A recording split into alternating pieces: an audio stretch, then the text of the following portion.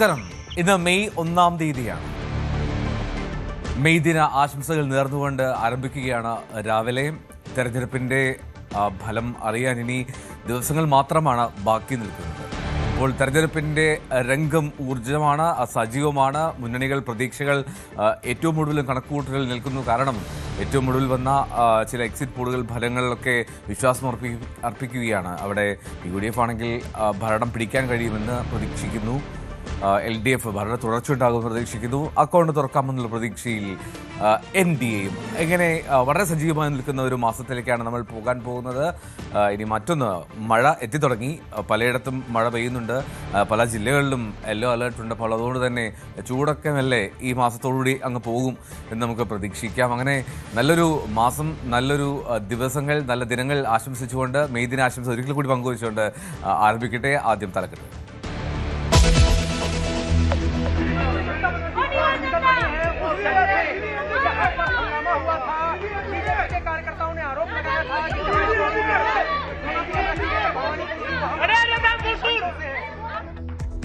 ബംഗാളിൽ നാടകീയ രാഷ്ട്രീയ നീക്കങ്ങൾ.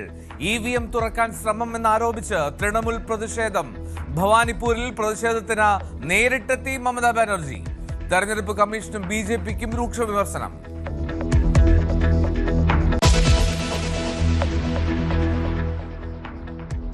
കാത്തിരിപ്പ് തീരാൻ ഇനി 2 നാൾ മാത്രം. എക്സിറ്റ് പോളുകളിൽ പ്രതീക്ഷ അർപ്പിച്ച് UDF. ഭരണ തുടർച്ചാ പ്രതീക്ഷയിൽ LDF. പ്രവചനങ്ങളിലെ മുന്നേറ്റത്തിൽ പ്രതീക്ഷയുമായി NDA.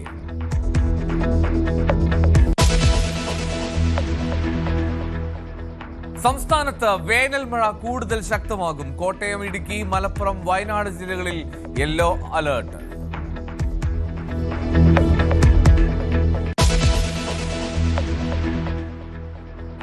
പശ്ചിമേഷ്യയിൽ യുദ്ധം അതിരൂക്ഷം. ലെബനനിലേക്ക് ആക്രമണം കടുപ്പിച്ച ഇസ്രായേൽ. 34 പേർ കൊല്ലപ്പെട്ടു. ഇറാനിലേക്കും ഇറാഖിലേക്കും ലെബനിലേക്കും UAE പൗരന്മാർക്ക് യാത്രാവിലക്ക്.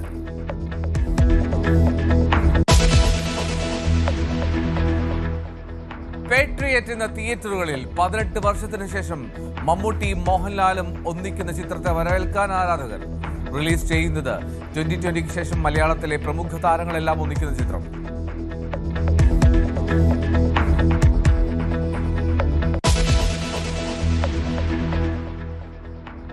IPL-ൽ റോയൽ ചലഞ്ചേഴ്സ് ബാംഗ്ലൂരുവിന് വീണ്ടും തോൽവി. ഗുജറാത്ത് ടൈറ്റൻസിന് ജയം. ഇന്ന് രാജസ്ഥാൻ ഡൽഹി പോരാട്ടം.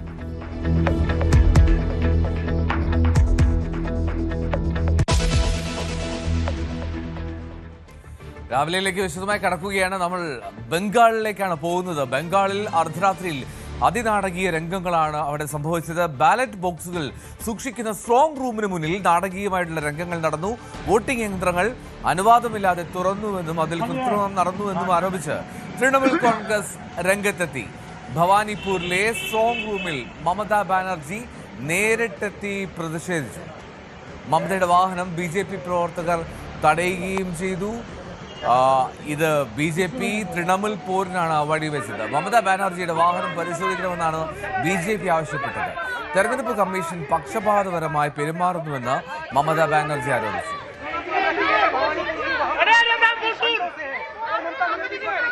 बाहर निकली हैं और वो जरूर मीडिया को संबोधित करेंगी और बताएंगी भारतीय जनता पार्टी कार्यकर्ता हंगामा कर रहे। इस वक्त ममता बनर्जी आपको दिख रही है जो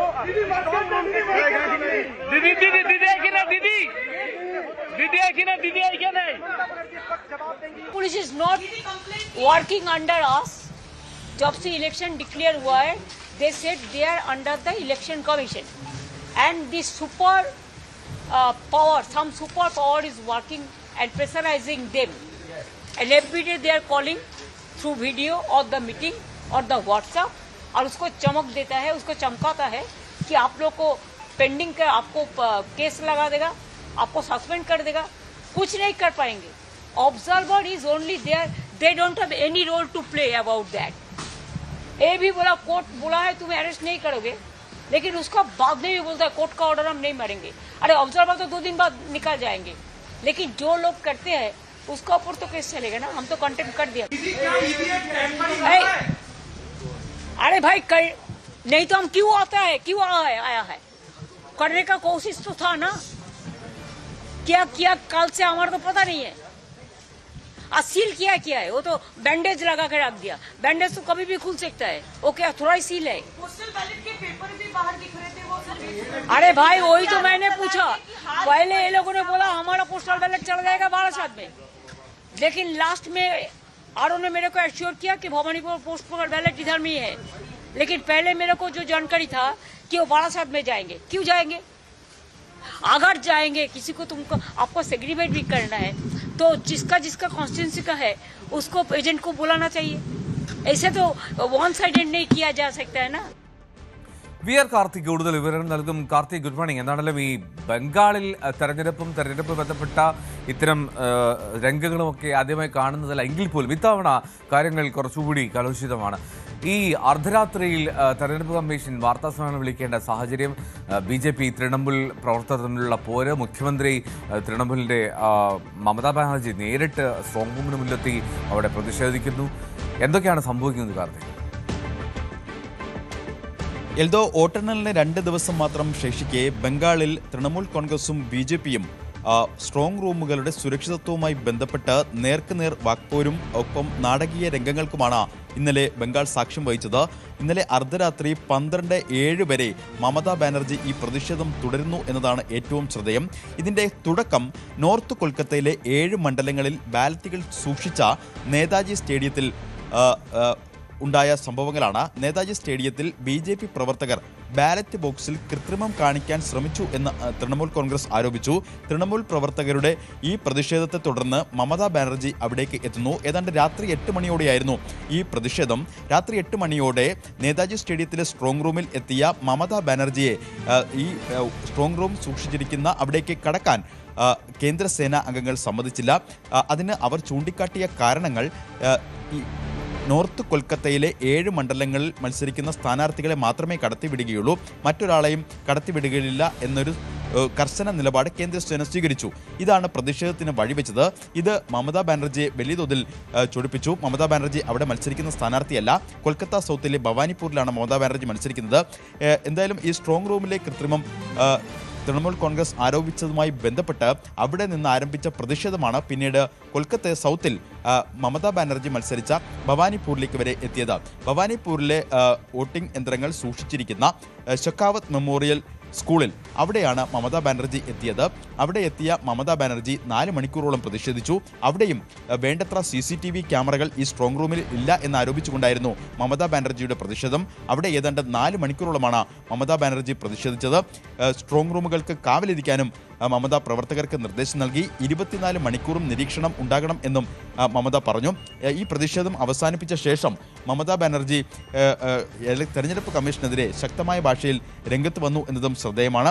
തെരഞ്ഞെടുപ്പിന്റെ സുതാര്യത ഉറപ്പാക്കിയേ മതിയാകൂ എന്നും എന്തെങ്കിലും തരത്തിലുള്ള കൃത്രിമത്തിന് മുതിർന്നാൽ ഇത് മറ്റ് സംസ്ഥാനങ്ങൾ പോലെയല്ല, ബംഗാളാണ് എന്ന ശക്തമായ ഭാഷയിൽ ഒരു മുന്നറിയിപ്പ് നൽകുന്ന സാഹചര്യമുണ്ടായി. അതായത് തെരഞ്ഞെടുപ്പിന്റെ പ്രചാരണ ഘട്ടം മുതൽ തന്നെ തൃണമൂൽ കോൺഗ്രസ് തെരഞ്ഞെടുപ്പ് കമ്മീഷനെ ലക്ഷ്യമാക്കിക്കൊണ്ടുള്ള വിമർശനങ്ങൾ ഉന്നയിച്ചിരുന്നു. അത് പോളിംഗ് ദിനത്തിന്റെ അന്നും ശക്തമായ വിമർശനങ്ങൾ ആവർത്തിച്ചു. മാത്രമല്ല കേന്ദ്രസേനയ്ക്കെതിരെയും വിമർശനങ്ങൾ മമതാ ബാനർജി ആവർത്തിക്കുകയുണ്ടായി. സ്ത്രീകളെയും കുട്ടികളെയും അടക്കം പോളിംഗ് ബൂത്തിൽ തടയുന്ന സ്ഥിതിയിലേക്ക് കേന്ദ്രസേനയുടെ ഉദ്യോഗസ്ഥർ എത്തുന്നു എന്ന വിമർശനമാണ് അന്ന് മമതാ ബാനർജി ഉന്നയിച്ചത്. അങ്ങനെ പ്രചാരണത്തിലും പോളിംഗിലുമൊക്കെ കേന്ദ്രസേനയെയും തെരഞ്ഞെടുപ്പ് കമ്മീഷനെയും ലക്ഷ്യമാക്കിയുള്ള വിമർശനങ്ങൾ ഇന്നലെയും മമതാ ബാനർജി ആവർത്തിച്ചു എന്നതാണ് ഏറ്റവും ശ്രദ്ധേയം. ഇതിന് പിന്നാലെ തൃണമൂൽ കോൺഗ്രസ് പ്രവർത്തകർക്കെതിരെ BJP പ്രവർത്തകരും അവിടെ രംഗത്തെത്തി. മമതാ ബാനർജി മറ്റ് തൃണമൂൽ കോൺഗ്രസ് നേതാക്കളും പ്രവർത്തകരുമൊക്കെ എത്തിയ വാഹനങ്ങൾ BJP പ്രവർത്തകർ അവിടെ തടഞ്ഞു. മമതാ ബാനർജി ഈ വാഹനത്തിൽ എന്തോ കടത്താൻ ശ്രമിക്കുന്നുണ്ട് എന്നും മമതാ ബാനർജിയുടെ വാഹനം പരിശോധിക്കണം എന്നും ആവശ്യപ്പെട്ടായിരുന്നു BJP വാഹനം തടഞ്ഞത്. BJPയുടെ പ്രതിഷേധം വലിയ തോതിൽ വാക്കേറ്റത്തിന് വഴിവെച്ചു. BJP പ്രവർത്തകരും തൃണമൂൽ കോൺഗ്രസും തമ്മിൽ വാക്കേറ്റമുണ്ടായി. മാത്രമല്ല സുരക്ഷാ ഉദ്യോഗസ്ഥർക്ക് നേരെയും BJP പ്രവർത്തകർ ശക്തമായ വിമർശനം ഉന്നയിച്ചു. അങ്ങനെ തൃണമൂൽ കോൺഗ്രസും ഒപ്പം BJPയും നേർക്ക് നേർ പ്രതിഷേധിക്കുന്ന സാഹചര്യമുണ്ടായി. ഈ സംഘർഷത്തിലേക്ക് കാര്യങ്ങളെത്തി. ഒരു ഉദ്യോഗസ്ഥന് പരിക്കേറ്റു എന്ന റിപ്പോർട്ടുകൾ പുറത്തുവരുന്നു. എന്തായാലും ബംഗാളിൽ തെരഞ്ഞെടുപ്പുമായി ബന്ധപ്പെട്ട് മമതാ ബാനർജി തെരഞ്ഞെടുപ്പ് കമ്മീഷനെതിരെയും കേന്ദ്ര സേനയ്ക്കെതിരെയും ഒക്കെ ഉള്ള വിമർശനങ്ങൾ ആവർത്തിക്കുകയാണ്. ഇന്നലെ അതിന്റെ പ്രതിഷേധത്തെ തുടർന്നുള്ള വലിയ നാടകീയ രംഗങ്ങൾക്കാണ് ബംഗാൾ സാക്ഷ്യം വഹിച്ചത്. ഇത് 8 മണിയോടുകൂടി നെഹ്റു സ്റ്റേഡിയത്തിലെ സ്ട്രോങ് റൂമിൽ നിന്ന് തുടങ്ങിയ ഈ പ്രതിഷേധം രാത്രി 12 മണിവരെയും തുടർന്നു. ഷെക്കാവത്ത് മെമ്മോറിയൽ മമതാ ബാനർജി മത്സരിച്ച ഭവാനിപ്പൂരിലെ വോട്ടിംഗ് യന്ത്രങ്ങൾ സൂക്ഷിക്കുന്ന ഷെക്കാവത്പൂരിലെത്തിയായിരുന്നു മമതാ ബാനർജിയുടെ നാടകീയമായ പ്രതിഷേധം. ഇവിടെ വേണ്ടത്ര CCTV ഇല്ല. അത്തരത്തിൽ CCTV-യിൽ ക്യാമറകൾ സ്ഥാപിക്കണം. മാധ്യമപ്രവർത്തകരോടും പരസ്യമായി പ്രതികരിച്ചാണ് മമതാ ബാനർജി അവിടെ നിന്ന് മടങ്ങിയത്. എന്നാൽ തെരഞ്ഞെടുപ്പ് കമ്മീഷൻ ഈ വിമർശനങ്ങളെ എല്ലാം തള്ളുകയാണ്. പോസ്റ്റൽ ബാലറ്റുകൾ വേർതിരിക്കുന്ന നടപടിയാണ് കൊൽക്കത്തയിലെ സ്ട്രോങ് റൂമിൽ നടന്നത് എന്നാണ് തെരഞ്ഞെടുപ്പ് കമ്മീഷന്റെ വിശദീകരണം. ഇത് എല്ലാ രാഷ്ട്രീയ പാർട്ടികളുടെയും പ്രതിനിധികളെ നേരത്തെ തന്നെ അറിയിച്ചിരുന്നതാണ് എന്നും തെരഞ്ഞെടുപ്പ് കമ്മീഷൻ പറഞ്ഞു വെക്കുന്നു. കൊൽക്കത്തയിൽ മുഖ്യ തെരഞ്ഞെടുപ്പ് കമ്മീഷണർ അർദ്ധരാത്രി വാർത്താസമ്മേളനം വിളിക്കേണ്ട അസാധാരണമായ സ്ഥിതിവിശേഷവും ഇന്നലെ ഉണ്ടായി. 3 ടയർ സെക്യൂരിറ്റി ഉള്ള സ്ഥലമാണെന്നും മമതാ ബാനർജിയും അവരുടെ പ്രവർത്തകരും ഈ കൗണ്ടിംഗ് ആരംഭിക്കുന്നതുവരെ കാവലിരുന്നോട്ടെ എന്നുമൊക്കെയായിരുന്നു ബംഗാൾ ചീഫ് ഇലക്ടറൽ ഓഫീസറുടെ പ്രതികരണം. അത്തരത്തിൽ വലിയ തോതിലുള്ള നാടകീയമായ പ്രതിഷേധങ്ങൾക്കും ഒപ്പം തെരഞ്ഞെടുപ്പ് കമ്മീഷൻ അതിനോട് പ്രതികരിക്കുന്ന സ്ഥിതിയിലേക്കുമൊക്കെ കാര്യങ്ങൾ ഇന്നലെ എത്തുകയുണ്ടായി. പ്രചരണഘട്ടം മുതൽ പോളിംഗ് ദിവസം വരെയും ശക്തമായ നേർക്കുനേർ പോരാട്ടമാണ് അവിടെ നടന്നത്. അതിൽ പല ഘട്ടങ്ങളിലും തെരഞ്ഞെടുപ്പ് കമ്മീഷനെയും കേന്ദ്രസേനയും ഒക്കെ വിമർശിച്ച് മമതാ ബാനർജി രംഗത്തെത്തി. BJPയും കടന്നാക്രമിച്ചുകൊണ്ടായിരുന്നു മമതാ ബാനർജി എല്ലാ ഘട്ടങ്ങളിലും പ്രതികരിച്ചത്. ഇന്നലെയും ബാലറ്റ് യന്ത്രങ്ങൾ സൂക്ഷിക്കുന്ന സ്ട്രോങ് റൂമിന് മുന്നിലും സമാനമായ സാഹചര്യമാണ് ഉണ്ടായത്. എന്തോ അതിനാടകീയമായിട്ടുള്ള രംഗങ്ങളാണ് ബംഗാളിൽ സംഭവിക്കുന്നത്. അവിടെ കൃത്യമായിട്ടുള്ള അറിയിപ്പ് പ്രകാരം തന്നെ പോസ്റ്റൽ ബാലറ്റുകൾ വേർതിരിക്കുന്ന പ്രക്രിയയാണ് നടന്നതെന്ന് ഇലക്ഷൻ കമ്മീഷൻ പറയുന്നു. പക്ഷെ അതല്ല, അവിടെ ചില കൃത്രിമങ്ങൾ നടക്കുന്നു എന്നുള്ളതാണ് തൃണമൂലിന്റെയും മമതാ ബാനർജിയുടെയും ആരോപണം. മമത എത്തിയപ്പോൾ മമത ആ വണ്ടിയിൽ എന്തൊക്കെ നടത്തുന്നു എന്നുള്ളത് BJP ആരോപിക്കുന്നു. മമതയുടെ വണ്ടി പരിശോധിക്കാതെ, വാഹനം പരിശോധിക്കാതെ മുന്നോട്ട് പോകാൻ കഴിയില്ല എന്ന് അവർ നിലപാടെടുക്കുന്നു. അങ്ങനെ ആകെ കുഴഞ്ഞു മറിഞ്ഞ ഒരു രാത്രിയാണ്. അതും തെരഞ്ഞെടുപ്പ് ഫലം അറിയാൻ ഇനി 2 ദിവസം മാത്രം ബാക്കി നിൽക്കുകയാണ്.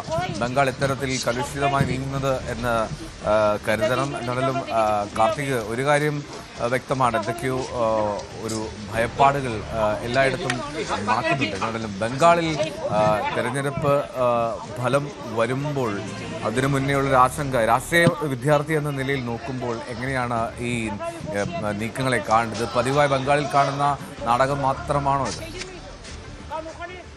ബംഗാളിന്റെ ചരിത്രത്തിൽ ഇതുവരെ കണ്ടിട്ടില്ലാത്ത ഒരു നിയമസഭാ തെരഞ്ഞെടുപ്പാണ് ഇത്തവണ നടന്നത്. പലതരത്തിൽ പ്രത്യേകതകളുണ്ട് ഈ നിയമസഭാ തെരഞ്ഞെടുപ്പിന്. പ്രത്യേകിച്ച് വോട്ടർ പട്ടിക പരിഷ്കരണത്തിന് ശേഷം നടന്ന ഒരു തെരഞ്ഞെടുപ്പ്. 90 ലക്ഷത്തോളം വോട്ടർമാർ ഈ പട്ടികയിൽ നിന്ന് പുറത്തുപോയ സാഹചര്യം, അതിനെ തുടർന്നുണ്ടായ പ്രതിഷേധങ്ങൾ, സുപ്രീം കോടതിയിൽ മമതാ ബാനർജി നേരിട്ടെത്തി വാദിക്കുന്ന സാഹചര്യമൊക്കെ കഴിഞ്ഞ കാലങ്ങളിൽ നമ്മൾ കണ്ടതാണ്. ആ ഘട്ടം മുതൽ തന്നെ ഈ നിയമസഭാ തെരഞ്ഞെടുപ്പ്, ബംഗാളിലെ നിയമസഭാ തെരഞ്ഞെടുപ്പ് ഏറെ ചർച്ചാ വിഷയമായിരുന്നു. മാത്രമല്ല, പതിവിൽ നിന്ന് വ്യത്യസ്തമായി ഇത്തവണ 2 ഘട്ടങ്ങളിലായിട്ടാണ് തെരഞ്ഞെടുപ്പ് നടന്നത്. ഈ നാടകീയ സംഭവങ്ങൾ അരങ്ങേറുന്ന സമയം കൂടി നമ്മൾ കണക്കിലെടുക്കണം. അതായത് കഴിഞ്ഞ ദിവസം എക്സിറ്റ് പോളുകൾ പുറത്തു വന്നു. ഭൂരിഭാഗം എക്സിറ്റ് പോളുകളും ബംഗാളിൽ ഒരു അട്ടിമറി ഉണ്ടാകും, 15 വർഷത്തെ മമതാ ബാനർജിയുടെ ഭരണം വീഴും എന്ന എക്സിറ്റ് പോളുകൾ പുറത്തു വന്നു. ആ എക്സിറ്റ് പോളുകൾ പുറത്തു വന്നതിന് പിന്നാലെയാണ് ഈ സ്ട്രോങ് റൂമുകൾക്കടക്കം കാവൽ നിൽക്കണം എന്നൊരു നിർദ്ദേശം മമതാ ബാനർജി നൽകിയത് എന്നത് ഏറ്റവും ശ്രദ്ധേയമാണ്. പല ഘട്ടങ്ങളിൽ പല തരത്തിലുള്ള വിമർശനങ്ങൾ BJPക്കും തെരഞ്ഞെടുപ്പ് കമ്മീഷനുമെതിരെ ഉന്നയിച്ചു. പക്ഷെ അപ്പോഴും വോട്ടിംഗ് മെഷീനിൽ കൃത്രിമം ആരോപിച്ചുകൊണ്ട് തൃണമൂൽ കോൺഗ്രസ് രംഗത്തെത്തുന്നത് ആദ്യമാണ്. ഇന്നലെ നേതാജി സ്റ്റേഡിയത്തിന് സമീപത്തെ കൊൽക്കത്ത നോർത്തിലെ 7 നിയമസഭാ മണ്ഡലങ്ങളിലെ ബാലറ്റുകൾ സൂക്ഷിച്ച സ്ഥലത്താണ് ആദ്യം എത്തിയത്. അവിടെ BJP പ്രവർത്തകർ അനധികൃതമായി കടന്നുവെന്നും അതോടൊപ്പം തന്നെ വോട്ടിംഗ് മെഷീനിൽ കൃത്രിമം നടത്താൻ ശ്രമിച്ചു എന്നൊരു ആരോപണമാണ് തൃണമൂൽ കോൺഗ്രസ് ആദ്യം ഉന്നയിച്ചത്. അവിടെ മുഖ്യമന്ത്രി കൂടിയായ മമതാ ബാനർജിയെ അവിടേക്ക് പ്രവേശിപ്പിച്ചില്ല. ആ പ്രവേശിപ്പിക്കാത്തതിലുള്ള പ്രതിഷേധമാണ് മമതാ ബാനർജി പ്രകടിപ്പിച്ചത് എന്ന് വിലയിരുത്തുന്നവരുണ്ട്. അതുമാത്രമല്ല, ഈ കൊൽക്കത്ത നോർത്തിലെ 7 നിയമസഭാ മണ്ഡലങ്ങളിലെ വോട്ടിംഗ് യന്ത്രങ്ങൾ സൂക്ഷിക്കുന്ന സ്ഥലത്ത് മമതാ ബാനർജിയെ പ്രവേശിപ്പിക്കാതിരിക്കാൻ കേന്ദ്രസേന ഉന്നയിച്ച കാരണം ആ 7 മണ്ഡലങ്ങളിലെ സ്ഥാനാർത്ഥികളെ മാത്രമേ കടത്തിവിടുകയുള്ളൂ, മറ്റൊരാളെ കടത്തിവിടുകയില്ല എന്നുമാണ്. അതോടുകൂടിയാണ് മമതാ ബാനർജി പ്രതിഷേധം ഭവാനിപ്പൂരിലേക്ക് മാറ്റിയത്. സ്വന്തം മണ്ഡലമായ ഭവാനിപ്പൂരിലെത്തുന്നു. നമുക്കറിയാം, ഭവാനിപ്പൂരിലാണ് ഏറ്റവും ശക്തമായ മത്സരം ഇത്തവണ ബംഗാളിൽ എല്ലാവരും ഉറ്റുനോക്കുന്നത്. കാരണം സുവേന്ദു അധികാരിയാണ് അവിടെ മമതാ ബാനർജിയെ നേരിട്ടത്. കഴിഞ്ഞ നിയമസഭാ തെരഞ്ഞെടുപ്പിൽ നന്ദിഗ്രാമിൽ മമതാ ബാനർജിയെ സുവേന്ദു അധികാരി പരാജയപ്പെടുത്തിയിരുന്നു. പിന്നീട് ഉപതെരഞ്ഞെടുപ്പിലൂടെയാണ് മമതാ ബാനർജി മുഖ്യമന്ത്രി സ്ഥാനം നിലനിർത്തുന്നത്. അത് ഭവാനിപ്പൂരിൽ നിന്നാണ്. അവിടെ ഭവാനിപ്പൂരിലേക്ക് ഇത്തവണ BJPയുടെ ബംഗാളിലെ ലീഡർ ബംഗാൾ ലീഡറായ സുവേന്ദു അധികാരി എത്തുന്നു. അവിടുത്തെ പ്രതിപക്ഷ നേതാവ് എത്തുന്നു. അങ്ങനെ നേർക്കുനേർ പോരാട്ടം മമതാ ബാനർജിക്കെതിരെ നടത്തുന്നു. പലതരത്തിലുള്ള സവിശേഷതകൾ അങ്ങനെ ബംഗാൾ നിയമസഭാ തെരഞ്ഞെടുപ്പുമായി ബന്ധപ്പെട്ട് ഇത്തവണ ഉണ്ട്. അത് തുടക്കം മുതൽ വോട്ടർ പട്ടിക പരിഷ്കരണ ഘട്ടം മുതൽ BJPയും തൃണമൂൽ കോൺഗ്രസും നേർക്കുനേർ നിന്ന് കടന്നാക്രമണം നടത്തുന്ന സാഹചര്യമുണ്ടായി. പലയിടങ്ങളിലും വലിയ തോതിലുള്ള സംഘർഷങ്ങൾ ഈ തെരഞ്ഞെടുപ്പിനിടെ ഉണ്ടായി. പതിവിൽ നിന്ന് വ്യത്യസ്തമായി 2.5 ലക്ഷത്തിലധികം കേന്ദ്രസേന അംഗങ്ങളെയാണ് ബംഗാളിൽ ഇത്തവണ തെരഞ്ഞെടുപ്പ് ചുമതലയ്ക്കായി നിയോഗിച്ചത്. പരമാവധി വോട്ടർമാരെ ഭയപ്പെടുത്തുന്ന സ്ഥിതിവിശേഷം ഉണ്ടാകാതെ അവരെ പോളിംഗ് ബൂത്തിൽ എത്തിക്കുന്ന നടപടികൾക്കാണ് ഇത്തരത്തിൽ കേന്ദ്രസേനയെ വിനിയോഗിച്ചത് എന്നാണ് കേന്ദ്ര സർക്കാർ ആ ഘട്ടത്തിൽ നൽകിയ വിശദീകരണം. ഏറ്റവും അവസാനം വരെയും പല തെരഞ്ഞെടുപ്പ് പ്രചാരണ യോഗങ്ങളിലും അമിത്ഷാ അടക്കമുള്ളവർ വ്യക്തമാക്കിയതും അതാണ്. അതായത് ഭയപ്പാടില്ലാതെ നിങ്ങൾക്ക് വോട്ട് രേഖപ്പെടുത്താം. തെരഞ്ഞെടുപ്പ് കഴിഞ്ഞാലും 7 ദിവസത്തിലധികം കേന്ദ്രസേന ബംഗാളിൽ ഉണ്ടാകും എന്ന നിർദ്ദേശമാണ് ഇന്ന ഒരു പ്രചരണമാണ് അമിത്ഷായുടെ നേതൃത്വത്തിൽ തന്നെ നടത്തിയത്. എന്തായാലും തെരഞ്ഞെടുപ്പ് നിരീക്ഷകനായി IPS ഉദ്യോഗസ്ഥനെ, പ്രത്യേകിച്ച് UPയിലൊക്കെ പ്രസിദ്ധനായ ATSന്റെ എൻകൗണ്ടർ സ്പെഷ്യലിസ്റ്റ് കൂടിയായ ഉദ്യോഗസ്ഥനെ നിയമിച്ചതടക്കം പല ഘട്ടത്തിൽ പലതരത്തിലുള്ള വിവാദങ്ങൾ, ആ വിവാദങ്ങളുടെ ഒരു മൂർധന്യാവസ്ഥയാണ് കഴിഞ്ഞ ദിവസം ഉണ്ടായത്. അതും എക്സിറ്റ് പോളുകൾ ബംഗാളിൽ ഒരു ഭരണമാറ്റം ഉണ്ടാകും എന്ന് പ്രവചിച്ചതിന് പിന്നാലെ എന്തായാലും സ്ട്രോങ് റൂമുകൾക്ക് മുന്നിൽ 24 മണിക്കൂറും ഇമജിമാതെ കാത്തിരിക്കാനാണ് മമതാ ബാനർജി പ്രവർത്തകർക്ക് നൽകിയിട്ടുള്ള നിർദ്ദേശം. മാത്രമല്ല പല സ്ട്രോങ് റൂമുകൾക്കും CCTV ഇല്ല എന്നൊരു വിമർശനം കൂടി അവർ ഉന്നയിക്കുന്നു. CCTV ഘടിപ്പിക്കാൻ ആവശ്യമായ നടപടികൾ സ്വീകരിക്കണമെന്ന് തെരഞ്ഞെടുപ്പ് കമ്മീഷനോട് ആവശ്യപ്പെടുന്നു. തെരഞ്ഞെടുപ്പ് കമ്മീഷന്റെ സുതാര്യതയെ ചോദ്യം ചെയ്യുന്നു. അങ്ങനെ തെരഞ്ഞെടുപ്പ് കമ്മീഷനെ എതിർപക്ഷത്ത് നിർത്തി വോട്ടെണ്ണാൻ 2 ദിവസം ബാക്കിയുള്ളപ്പോഴും കടന്നാക്രമണം തുടരുകയാണ് ബംഗാളിൽ മമതാ ബാനർജി. ഇന്നലെ ബംഗാളിലെ സാഹചര്യങ്ങളാണ് VR കാർത്തിക് വിശദമാക്കിയത്. അർദ്ധരാത്രിയിലും നീണ്ടു നാടകീയ രംഗങ്ങൾ എന്നുള്ളതാണ്. ഇനി നമ്മൾ പോകുന്നത് പശ്ചിമേഷ്യയിലേക്കാണ്. പശ്ചിമേഷ്യയിൽ യുദ്ധം അതിരൂക്ഷമായി തുടരുകയാണ്. വെടിനിർത്തൽ നിലവിൽ വന്നതിന് ശേഷവും ലെബനനിലേക്ക് ഇസ്രായേൽ ആക്രമണം കടുപ്പിച്ചു. 30-ലധികം പേരാണ് ആക്രമണങ്ങളിൽ കൊല്ലപ്പെട്ടത്. അതിനിടെ 34 പേർ മരണം സംഭവിച്ചു. ഇറാനിലേക്കും ഇറാഖിലേക്കും ലെബനിലേക്കും UAE പൗരന്മാർക്ക് യാത്രാവിലക്ക് ഏർപ്പെടുത്തിയിട്ടുണ്ട്. അജയ് സുധാബിജു വിവരങ്ങൾ നൽകും. Ajay, good morning. പശ്ചിമേഷ്യയിലെ സാഹചര്യം അത് രൂക്ഷമായി തുടരുകയാണല്ലോ. എന്താണ് ഏറ്റവും ഒടുവിൽ വന്ന വിവരം? എൽദോ, തീർച്ചയായിട്ടും ഈ വെടിനിർത്തൽ സംഭവിച്ചതിന് ശേഷം ഇപ്പോൾ വളരെ ശക്തമായിട്ടുള്ള രീതിയിൽ തന്നെ ഇസ്രായേൽ ലെബനനിൽ ആക്രമണം നടത്തിക്കൊണ്ടിരിക്കുകയാണ്. ഇപ്പോൾ ഏതാണ്ട് 100ഓളം മരണമാണ് ഈ വെടിനിർത്തൽ കാലയളവ് നിലവിൽ വന്നതിന് ശേഷം ഇതുവരെ ഉണ്ടായിട്ടുള്ളത്. ഇപ്പോൾ 3 ആഴ്ചത്തെ വെടിനിർത്തലൊക്കെ പിന്നീട് പ്രഖ്യാപിച്ചെങ്കിലും അതുകൊണ്ട് ഒരു പ്രയോജനവുമില്ലാത്ത ഒരു കാഴ്ചയാണ് നമുക്ക് ലെബനനിൽ കാണാനാകുന്നത്. ഇസ്രായേൽ തന്നെ പറഞ്ഞതാണ് ഈ ലെബനനിൽ വെടിനിർത്തൽ പ്രഖ്യാപിച്ചെങ്കിലും തങ്ങൾ അവിടെ സൈനിക നടപടികൾ തുടരും എന്നുള്ളത്. ഇപ്പോ ലെബനന് പുറമെ ഇറാനും ഇപ്പോൾ ചെറിയ തോതിലെങ്കിലും യുദ്ധഭീതിയിലാണ്. കാരണം ഇറാന്റെ പ്രസിഡന്റ് ആയിട്ടുള്ള മസൂദ് പെസഷ്കിയാൻ ഇപ്പോൾ US നേരെ വലിയൊരു ഭീഷണി പുറപ്പെടുവിച്ചിരിക്കുകയാണ്. അതായത് ഹോർമുസ് കടലിടുക്കിലുള്ള US ഉപരോധം അത് ഒരു യുദ്ധമായി കണക്കാക്കാൻ തങ്ങൾക്ക് കഴിയും. ഇനിയും അത് സഹിച്ചു കൊടുക്കാനാകില്ല എന്നാണ് മസൂദ് പെസഷ്കിയാൻ പറഞ്ഞത്. ഇപ്പോൾ കുറച്ച് നാളുകൾക്ക് ശേഷം ഇറാന്റെ പ്രസിഡന്റ് തന്നെ ഇത്ര കടുത്ത നിലപാടെടുക്കുന്നത് അത് ഇപ്പോഴാണ്. അതുപോലെ കഴിഞ്ഞ ദിവസം ചില പ്രസ്താവനകൾ വന്നിരുന്നു. IRGCയുടെ ഭാഗത്ത് നിന്ന് ഇതുവരെ തങ്ങൾ സംയമനം പാലിച്ചു, ഇനിയും US ഹോർമുസ് കടലിടുക്കിലുള്ള ഉപരോധം തുടർന്നു കഴിഞ്ഞാൽ തങ്ങൾ ഇതുവരെ കാണാത്ത തരത്തിലുള്ള പ്രത്യാഘാതം തിരിച്ച് ഏൽപ്പിക്കും എന്നാണ് IRGC പറഞ്ഞത്. അതുപോലെ തന്നെ ഇതുവരെ നയതന്ത്രപരമായിട്ട് കാര്യങ്ങൾ നീങ്ങുന്നെങ്കിൽ നീങ്ങട്ടെ എന്ന് വിചാരിച്ചാണ് തങ്ങൾ സംയമനം പാലിച്ചതെന്നും അവർ പുറത്തിറക്കിയിട്ടുള്ള പ്രസ്താവനയിൽ കൂട്ടിച്ചേർക്കുന്നുണ്ട്. അതുപോലെ ഇറാന്റെ പാർലമെന്റ് സ്പീക്കർ അടക്കം നിരവധി നേതാക്കൾ ഇത്തരത്തിൽ സമാനമായിട്ടുള്ള ഭീഷണികളുമായി രംഗത്തെത്തുന്ന സാഹചര്യമുണ്ട്. US ഇറാന് നേരെ ഈ സമുദ്രതലത്തിലുള്ള ഉപരോധം മാത്രമല്ല മറ്റ് പല മേഖലകളിലും ഇറാനെ സാമ്പത്തികമായി ഞെരുക്കുന്നതിനുള്ള നീക്കങ്ങൾ ഇതിനോടകം തന്നെ ആരംഭിച്ചിരുന്നു. ഇറാന്റെ നിഴൽ ബാങ്കിംഗ് ശൃംഖലയ്ക്ക് ഉപരോധം ഏർപ്പെടുത്തുന്നു.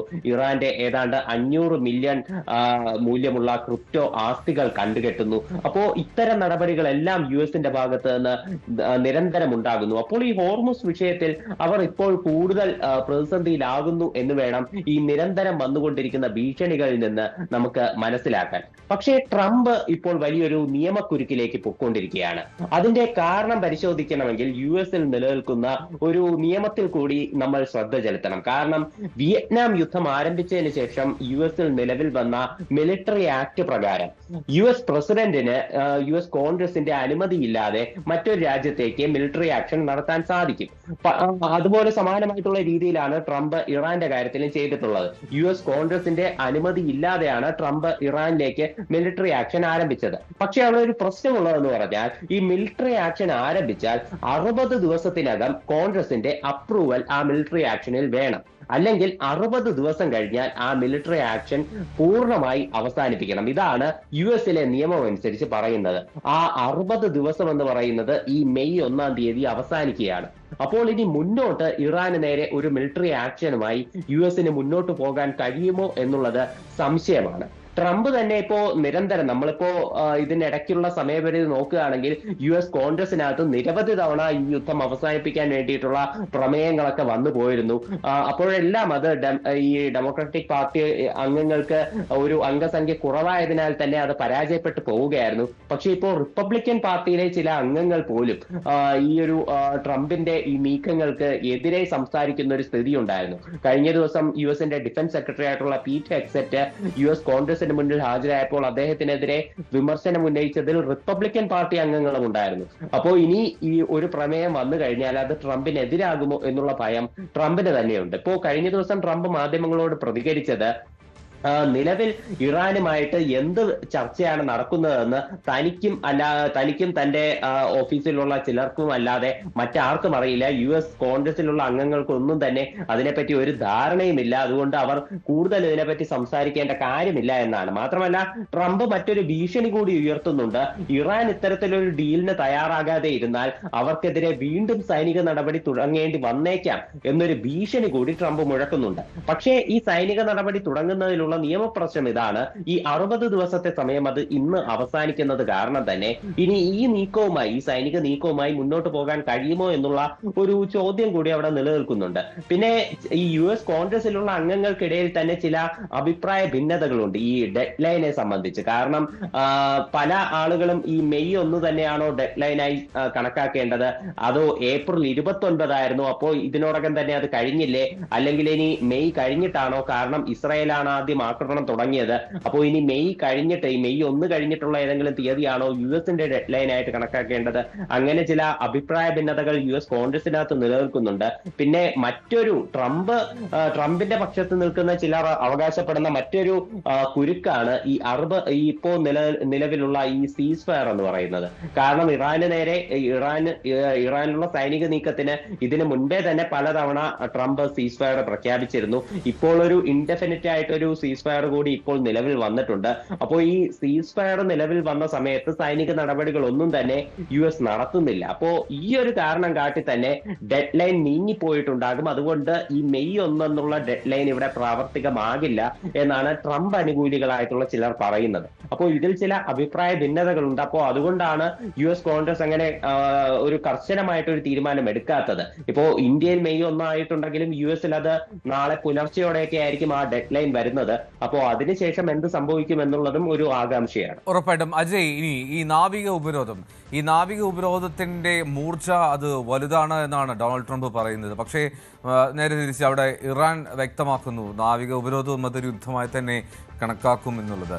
ഈ അമേരിക്ക എന്താണ് അവരുടെ സ്ട്രാറ്റജിയിൽ വരുന്ന മാറ്റമാണോ, അല്ലെങ്കിൽ അത് എഫക്റ്റീവാണ് എന്ന് കണ്ട് അതിലേക്ക് തന്നെ ഊന്നി തുടരുക എന്നുള്ളതായിരിക്കുമോ അമേരിക്കയുടെ പ്ലാൻ? തീർച്ചയായിട്ടും ഈ നാവിക ഉപരോധം കാരണം തന്നെ ഇറാന് ഒരു ദിവസം $500 മില്യൺ നഷ്ടം വരുന്നതായിട്ടാണ് ട്രംപ് അടക്കം അവകാശപ്പെടുന്നത്. അതുപോലെ US-ന്റെ ട്രഷറി സെക്രട്ടറി സ്കോട്ട് ബെസറ്റ് പറഞ്ഞത് ഈ ഇറാനിലുള്ള ഖാർ ദ്വീപിലടക്കം അവരുടെ മാക്സിമം കപ്പാസിറ്റിയിൽ കവിഞ്ഞ് ഓയിൽ കെട്ടിക്കിടക്കുകയാണ്, അവർക്കത് കയറ്റുമതി ചെയ്യാനാകുന്നില്ല.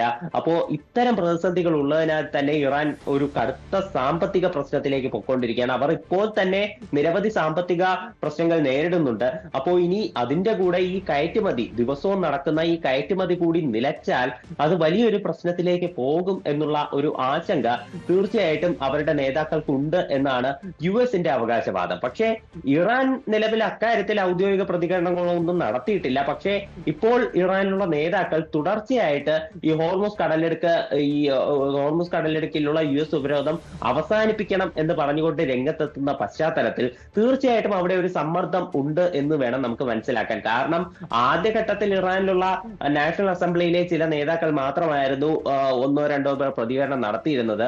പക്ഷെ ഇപ്പോൾ പ്രമുഖരായിട്ടുള്ള ആളുകൾ വരെ പരസ്യമായി പ്രതികരണവുമായി രംഗത്തെത്തിയിട്ടുണ്ട്. അതായത് പ്രസിഡന്റ് തന്നെ പറയുന്നു ഇതൊരു ആക്ട് ഓഫ് വാർ ആണ്, ഞങ്ങൾക്കിത് യുദ്ധമായി കണക്കാക്കി സൈനികപരമായി നീങ്ങാനാകും എന്നൊക്കെ ഒരു വാണിംഗ് പുറപ്പെടുവിക്കുന്നു. IRGC പറയുന്നത് ഞങ്ങൾ ഇതുവരെ സംയമനം പാലിച്ചു, എന്നാൽ ഇത് ഇനിയും ക്ഷമിച്ചു കൊടുക്കില്ല എന്ന് IRGC പറയുന്നു. അതും ഒരു വലിയ ഭീഷണിയാണ്. അതുപോലെ തന്നെ മറ്റ് ഇറാന്റെ പാർലമെന്റ് സ്പീക്കർ പറയുന്നത് യുഎസിന്റെ ഉപരോധം ഇത്തരത്തിൽ തുടർന്നു കഴിഞ്ഞാൽ ക്രൂഡ് ഓയിൽ വില 140 നിൽക്കും എന്നുള്ള ഭീഷണി അദ്ദേഹം മുഴക്കുന്നു. അപ്പോ ഇത്തരത്തിൽ നിരന്തരം ഈ നേതാക്കൾ ഈ പറഞ്ഞുകൊണ്ടിരിക്കുന്നത് കാരണം തന്നെയാണ് അവിടെ ഒരു സംശയമുള്ളത്. കാരണം ഇറാൻ കൃത്യമായ ഒരു സാമ്പത്തിക പ്രതിസന്ധി അവിടെ നേരിടുന്നുണ്ട്, അല്ലെങ്കിൽ യുഎസിന്റെ ഉപരോധം കാരണം അവർ നല്ല രീതിയിൽ സമ്മർദ്ദത്തിലായിട്ടുണ്ട് എന്ന് വേണം നമുക്ക് ഇവരുടെ പ്രസ്താവനയിൽ നിന്നൊക്കെ മനസ്സിലാക്കാൻ. ഇപ്പോ US ഉപരോധത്തിൽ കഴിഞ്ഞ ദിവസം തന്നെ ഏതാണ്ട് 43 കപ്പലുകളെ തിരിച്ചയച്ചതായിട്ടാണ് US സെൻട്രൽ കമാൻഡ് വ്യക്തമാക്കുന്നത്. അപ്പോ അത്തരത്തിൽ ഈ സൈനിക നടപടി ഈ മുന്നോട്ട് പോവുകയാണെങ്കിൽ, ഇത്തരത്തിൽ ഈ ഇറാനിയൻ കപ്പലുകൾക്ക് മേലുള്ള ഉപരോധം അതിന് മുന്നോട്ടും തുടർന്ന് പോവുകയാണെങ്കിൽ തീർച്ചയായിട്ടും അത് ഇറാനെ കൂടുതൽ സമ്മർദ്ദത്തിലാക്കും. ചിലപ്പോൾ ഇപ്പോഴുള്ള സാമ്പത്തിക പ്രതിസന്ധി അത് വർദ്ധിക്കാനുള്ള സാഹചര്യവുമുണ്ട്. അപ്പോൾ അങ്ങനെയാണെങ്കിൽ തീർച്ചയായിട്ടും അമേരിക്കയുടെ ഒരു ആവശ്യങ്ങൾക്ക് ഇറാൻ വിട്ടുവീഴ്ച ചെയ്യേണ്ടി വരും. പക്ഷെ ഇതുവരെ അവർ യാതൊരുവിധ വിട്ടുവീഴ്ചയും ചെയ്യാതെയുള്ള ഒരു നീക്കമാണ് നടത്തിയിട്ടുള്ളത്. ഇനി അവർ മറ്റെന്തെങ്കിലും സ്ട്രാറ്റജി, ഒരു സൈനിക നടപടിക്ക് ഇറാൻ മുതിരുമോ എന്നതൊക്കെ നമുക്ക് കാത്തിരിക്കേണ്ടതുണ്ട്. ഉറപ്പായിട്ടും നാവിക ഉപരോധത്തിലൂടെ അത് വീണ്ടും തുടരാനുള്ള ശ്രമത്തിലാണ് അവിടെ നീളുമെന്നുള്ളതാണ് പ്രതീക്ഷിക്കേണ്ടത്.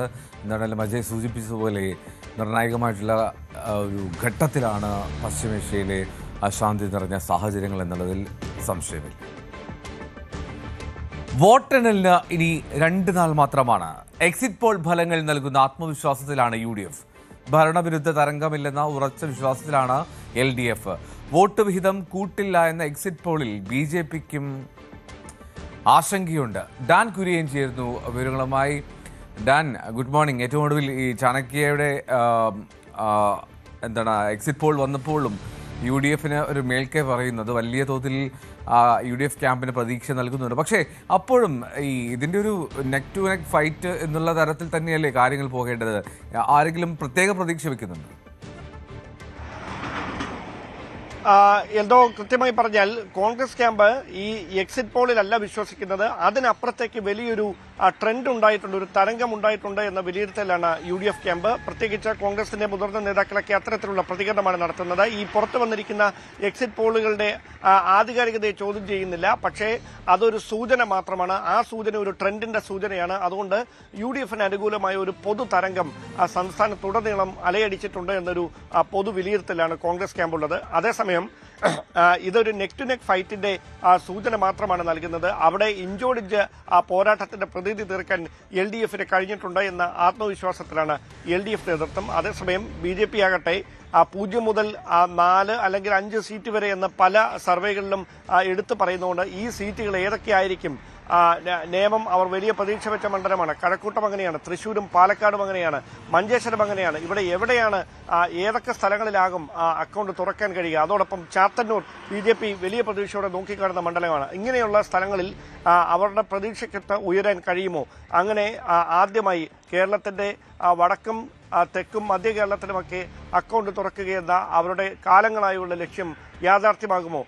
ഇതറിയാൻ ഇനി 2 നാളിന്റെ കാത്തിരിപ്പ് മാത്രമാണുള്ളത്. എന്തായാലും UDFന് മേൽക്കൈ നൽകുന്ന എക്സിറ്റ് പോൾ സർവേ റിപ്പോർട്ടുകളാണ് കഴിഞ്ഞ ദിവസം മുതൽ പുറത്തു വന്ന ഏറ്റവും ഒടുവിലത്തെ ചാണക്യയുടെ എക്സിറ്റ് പോൾ സർവേയിലടക്കം കൃത്യമായി തന്നെ അങ്ങനെ തന്നെയാണ് വരുന്ന സൂചനകൾ. അതുകൊണ്ട് തന്നെയാണ് UDF ക്യാമ്പ് വലിയ ആത്മവിശ്വാസത്തോടെ അടുത്ത തരത്തിലേക്ക് ഈ ചർച്ചകൾ കൊണ്ടുപോകുന്നത്. അതായത് മുഖ്യമന്ത്രി ചർച്ചയിൽ മന്ത്രിമാരാരായിരിക്കണം എന്ന തരത്തിലേക്കൊക്കെ ഈ ചർച്ചകൾ നീളുന്നതിന്റെ കാരണം UDF ക്യാമ്പിന്റെ വലിയ ആത്മവിശ്വാസം തന്നെയാണ്. പക്ഷേ അത് ആ ആത്മവിശ്വാസത്തിന്റെ അടിസ്ഥാനം എത്രയാകും, എത്ര കണ്ട് അവർക്ക് ആത്മവിശ്വാസത്തോടെ അത്തരം ചർച്ചകളിലേക്ക് നീങ്ങാം എന്ന കാര്യത്തിലേക്ക് ഒരു വ്യക്തത വരാൻ തിങ്കളാഴ്ച വരെ കാത്തിരിക്കണമെന്ന് മാത്രം.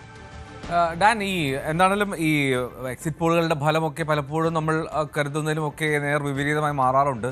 പക്ഷേ കുറേയൊക്കെ ഈ ടുഡേ ചാണക്യയുടെ ഫലങ്ങളെ എന്താണ് അല്ലെങ്കിൽ അത് കൃത്യമാണ് എന്ന് കരുതുന്ന രാഷ്ട്രീയ വിദഗ്ധരുണ്ട് എന്താണേലും. പക്ഷെ അവർ പറയുന്നൊരു കാര്യം അത്ഭുതപ്പെടുത്തുന്നതാണ്, ഒരു തൂക്കുസഭയ്ക്കുള്ള സാധ്യത. ഇത്തരമൊരു സാഹചര്യത്തെ മുന്നണികൾ എങ്ങനെയാണ് കാണുന്നത്? നിലവിലെ രാഷ്ട്രീയ സാഹചര്യത്തിൽ അത്തരമൊരു സാഹചര്യത്തിലേക്ക്, അതായത് ഒരു 5 സീറ്റുകൾക്ക് മുകളിൽ BJP സംസ്ഥാനത്ത് നേടുന്ന ഒരു അസാധാരണമായൊരു സാഹചര്യം ഒരുപക്ഷെ കേരളത്തിന്റെ ചരിത്രത്തിൽ ആദ്യമായിട്ടാകും അങ്ങനെ സംഭവിച്ചാൽ. അങ്ങനെ ഒരു സാഹചര്യം വന്നാൽ മാത്രമേ ഈ ഒരു തൂക്കുസഭ എന്ന ഒരു ചർച്ചയിലേക്കൊക്കെ കാര്യങ്ങൾ പോവുകയുള്ളൂ. പക്ഷേ അതിനുള്ള രാഷ്ട്രീയ സാഹചര്യം നിലവിൽ എത്രത്തോളം ഉണ്ട് എന്നതാണ് നമ്മൾ പരിശോധിക്കേണ്ടത്. പ്രത്യേകിച്ച് ക്രൈസ്തവ ന്യൂനപക്ഷങ്ങളുടെയും മുസ്ലിം ന്യൂനപക്ഷങ്ങളുടെയും ഒരു കൺസോൾട്ടേഷൻ, ക്രിസ്ത്യൻ മുസ്ലിം കൺസോൾട്ടേഷൻ UDFന് അനുകൂലമായി ഇത്തവണ ഉണ്ടായിരിക്കുന്നു. 2011 ശേഷം ആദ്യമായാണ്.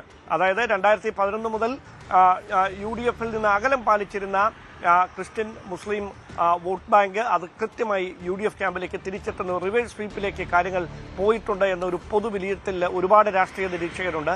അങ്ങനെയാണ് സംഭവിച്ചിരിക്കുന്നതെങ്കിൽ ഈ പറയുന്നത് പോലെ അങ്ങനെ ഒരു തൂക്കസഭയ്ക്കുള്ള സാധ്യത എത്രത്തോളമാണ് എന്നത് കാത്തിരുന്ന് തന്നെ കാണേണ്ടി വരും. അതേസമയം അങ്ങനെയല്ല, കൃത്യമായൊരു രാഷ്ട്രീയ പോരാട്ടം BJPക്ക് അവരുടെ കൃത്യമായ വോട്ടുകൾക്കപ്പുറത്തേക്ക് വീണ്ടും മറ്റ് നിഷ്പക്ഷ വോട്ടർമാരെയും സ്വാധീനിക്കാൻ കഴിഞ്ഞിട്ടുണ്ടെങ്കിൽ പ്രധാനമന്ത്രിയുടെ സന്ദർശനത്തിലൂടെ അത്തരത്തിലുള്ള ഒരു ഇമ്പാക്റ്റ് ഉണ്ടാക്കാൻ തൃശ്ശൂരിലും പാലക്കാടും അതോടൊപ്പം മധ്യ കേരളത്തിലും പ്രത്യേകിച്ച് തിരുവനന്തപുരത്തുമൊക്കെ കഴിഞ്ഞിട്ടുണ്ടെങ്കിൽ സ്വാഭാവികമായി ഈ 5 സീറ്റുകൾ അവർ പ്രതീക്ഷ വെക്കുന്ന 5 മുതൽ 7 വരെയുള്ള സീറ്റുകൾ എന്നൊക്കെ പറയുന്നത് അത് ഒരുപക്ഷെ ഒരു ഇഞ്ചോടിഞ്ച് പോരാട്ടത്തിലൂടെ അവർക്ക് മേൽക്കൈ നേടാൻ കഴിയും എന്ന് പ്രതീക്ഷിക്കുന്ന സ്ഥലങ്ങളാകും. എന്തായാലും സംസ്ഥാന അധ്യക്ഷൻ മത്സരിക്കുന്ന രാജീവ് ചന്ദ്രശേഖർ മത്സരിക്കുന്ന നേമത്ത് തന്നെയാണ് അവരുടെ ഏറ്റവും വലിയൊരു പ്രതീക്ഷയോടെ നോക്കിക്കാണുന്ന മണ്ഡലം. അത് നമുക്ക് കൃത്യമായി അറിയാവുന്നതാണ്. അവിടെയാണ് ഏറ്റവും വലിയൊരു രാഷ്ട്രീയ പോരാട്ടം.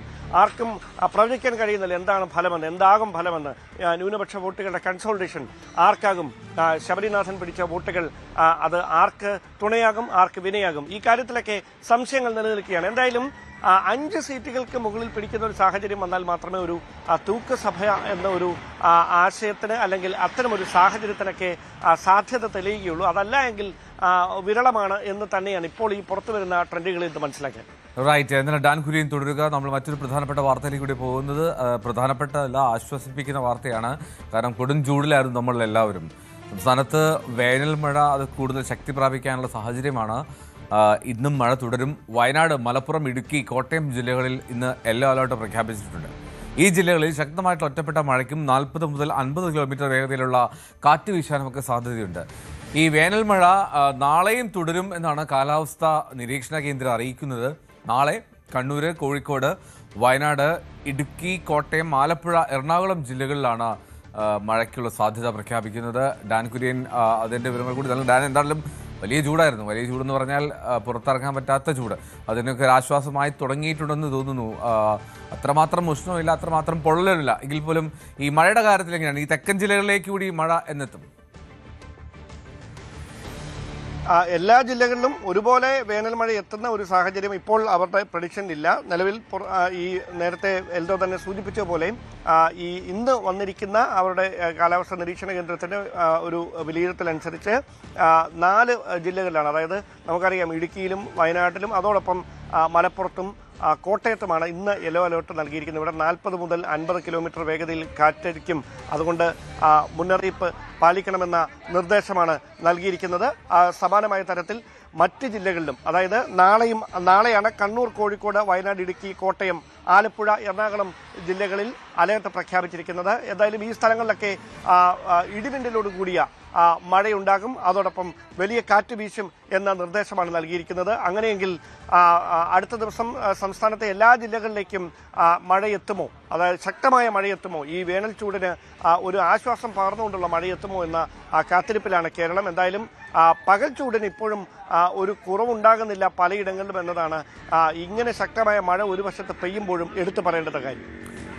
ശരി, ഡാൻ കുര്യനാണ് വിവരങ്ങൾ നൽകിയത്. എന്താണേലും മഴയ്ക്കുള്ള സാധ്യത ഇങ്ങനെ കൂടിക്കൂടി വരുന്നു. അത് ഒരു കുളിർമയാണ് ഈ ചൂടത്ത് എന്നുള്ളത് സംശയമില്ല. എന്നാലും കുറേ ദിവസങ്ങളായി മലയാളികൾ തന്നെ പൊള്ളി കഴിയുന്നു. ഇപ്പോൾ വേനൽ മഴ പെയ്യട്ടെ, മണ്ണൊന്ന് കുളിരട്ടെ, ഒരു തണുപ്പൊക്കെ വരട്ടെ.